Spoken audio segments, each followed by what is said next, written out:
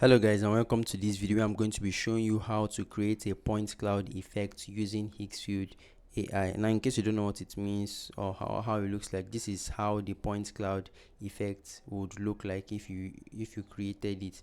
Now if you want to create something like this, all you have to do is to go to Higgsfield AI, click on visual effects and scroll down to point cloud.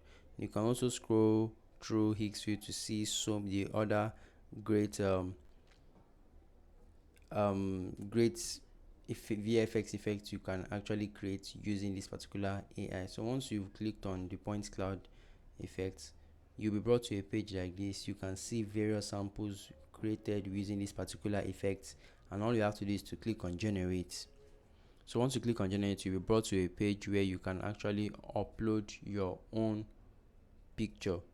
So once on this page, you can sorry it's not okay, sorry about that. So once you're on this page, you can actually just upload your picture in this area, describe your scene, select your model, select your duration.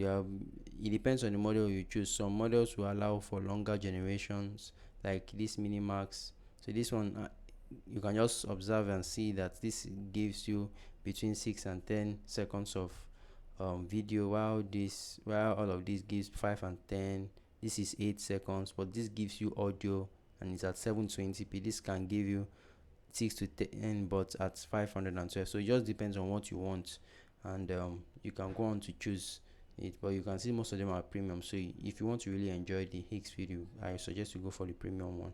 So that's it guys. Let me know what you guys think about this video in the comment section, and I'll see you guys in the next one. Do have a great day and please subscribe to the channel.